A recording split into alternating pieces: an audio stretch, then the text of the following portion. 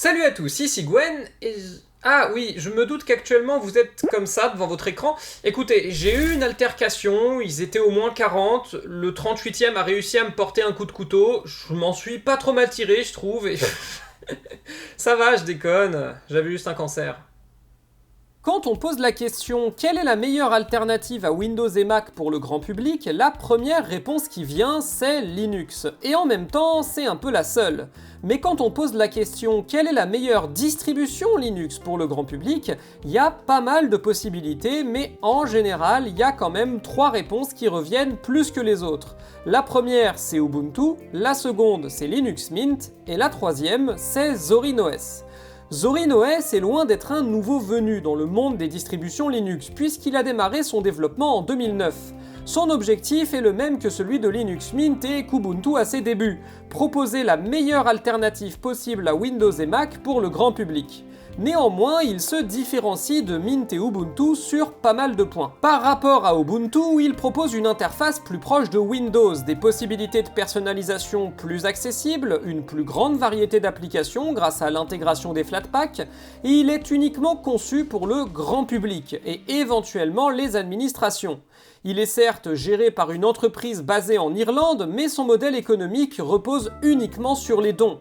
Il y a aussi la possibilité d'acheter la version pro du système, mais dans la mesure où elle ne propose pas grand chose de plus que la version gratuite, on peut considérer que prendre la version pro, c'est comme faire un don avec 2-3 contreparties sympas, mais pas plus. Et par rapport à Mint, Zorin ne cherche pas à proposer ses propres outils, son propre environnement de bureau, mais cherche au contraire à reprendre le meilleur de tout ce qui existe déjà et de simplement le proposer avec une apparence uniforme.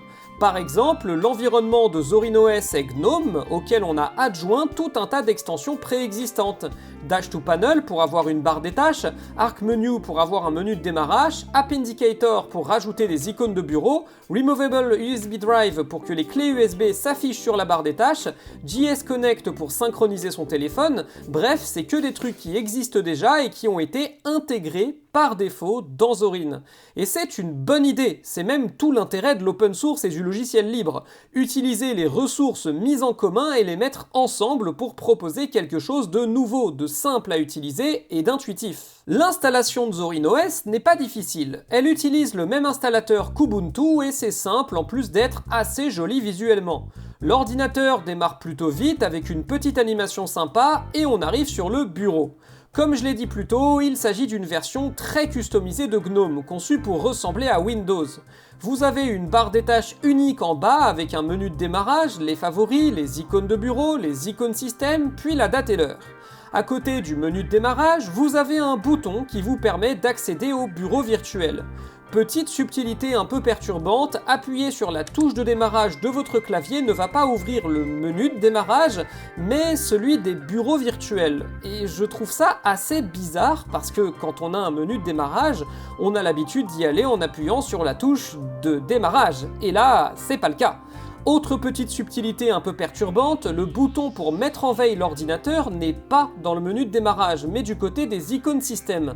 Là non plus, je comprends pas bien pourquoi c'est pas là, alors qu'en plus l'extension sur laquelle c'est basé, Arc Menu, permet de le rajouter. Lors du premier démarrage, on est accueilli par une très bonne application de bienvenue qui nous permet de configurer facilement notre système et présente les différents éléments auxquels on peut accéder. Ça a son importance parce que c'est aussi ça qui permet d'aiguiller le nouvel utilisateur et de l'introduire à ce que Zorin OS fait de spécial. Par exemple, Zorin Connect, une version rebrandée de JS Connect, l'extension GNOME de KDE Connect, pour synchroniser votre ordinateur et votre téléphone. À ma connaissance, Zorin est le seul système grand public à proposer une aussi belle intégration d'entrée de jeu. Et on vous invite aussi à aller regarder l'App Store pour télécharger les différentes applications. Les 15 premières minutes passées dans Zorin sont plutôt fluides. Il faut dire que le système bénéficie d'une apparence très polissée et est vraiment réactif. Dans les subtilités, LibreOffice, la suite bureautique, est livrée par défaut avec une apparence proche de celle de Microsoft Office.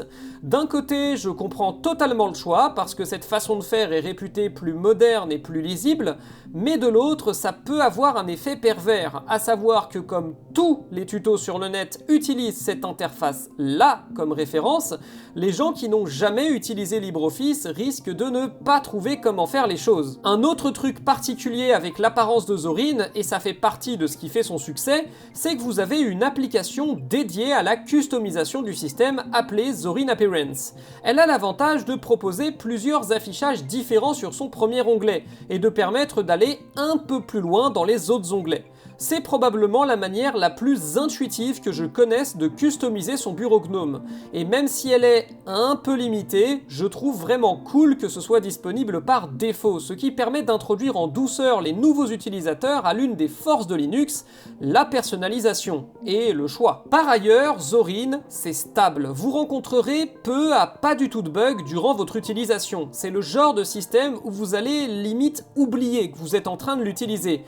Et même si vous rencontrez un souci malgré tout, Zorin possède une communauté française active au sein d'un forum où vous aurez des réponses à vos questions. Alors normalement, c'est bon, la série de vidéos, elle peut s'arrêter là. On l'a trouvé, notre système parfait pour le grand public. Oui, mais il y a un défaut de Zorin dont j'ai pas encore parlé. C'est le seul vrai défaut du système, mais c'est pour le coup un gros défaut. Et c'est les logiciels. Alors, oui, d'un côté, la Logitech de Zorin est ultra complète, sans doute même la plus complète qu'on puisse trouver. Elle s'appuie sur 3 formats d'applications différents. Les paquets système, qui sont les applications spécifiquement dispo sur Zorin et qui ne sont pour la plupart mises à jour qu'une fois tous les 2 ans, et les Flatpak et les Snaps, formats d'applications universels de Linux qui permettent d'avoir des logiciels mis à jour beaucoup plus régulièrement. Et quand vous avez le choix entre plusieurs formats d'applications, Zorin va quasi toujours vous recommander la version Flatpak, parce que c'est en général la plus récente. Et dans l'idée, c'est bien. Sauf que le format Flatpak est un format encore jeune, et il arrive assez souvent que les applis soient moins stables. C'est dû au fait qu'elles sont conteneurisées et doivent demander l'autorisation à votre système pour accéder à ces composantes. Et si elles sont pas données comme il faut, bah ça va provoquer des soucis. Par exemple, Nextcloud a des gros soucis d'affichage, KDN Live ne réagit pas à certains raccourcis clavier, et je vais pas vous faire toute la liste, mais vous avez l'idée, c'est un peu moins stable. On va me dire, c'est pas grave, utilise les deb si ça fonctionne mieux. Sauf que le souci, c'est que Zorin OS 17 est basé sur une version d'Ubuntu qui est déjà vieille de 2 ans, la 22.04. Ce qui veut dire que les dépôts logiciels ont déjà 2 ans, et que quand Zorin OS 17 arrivera en fin de vie, ils auront 4 ans. Donc en gros, fin 2025, on aura des deb avec 4 ans de retard. C'est beaucoup 4 ans en informatique. D'autant que je dis ça, mais pour télécharger le deb en priorité, faut déjà savoir qu'on peut le faire. Sauf qu'un utilisateur débutant ne va jamais se poser la question du format d'application. Il ouvre l'App Store, il clique sur Installer et c'est tout. Et si une application sur 3 que tu installes est buggée, même juste un peu, bah tu peux avoir le système le plus stable et moderne que tu veux, le résultat, c'est que ce sera pas aussi agréable qu'un système peut-être un peu moins joli esthétiquement, mais où toutes les applis marchent nickel d'office. Donc Zorin, c'est très bien. Et comme je l'avais dit avec Mint, c'est pétri de bonnes intentions. L'interface est magnifique, les applications de base fonctionnent nickel, c'est super agréable à prendre en main et on peut le customiser selon ses goûts super facilement. Son seul problème majeur, c'est que le format d'application mis en avant est moins stable que chez la concurrence, ce qui, pour un débutant de Linux, pourrait être rédhibitoire. Et je dirais, c'est un souci qui sera réglé sur le long terme, quand le format Flatpak arrivera enfin à maturité. Mais pour l'instant, il l'est pas. Sur ce, moi je vous laisse, et à la prochaine tout le monde!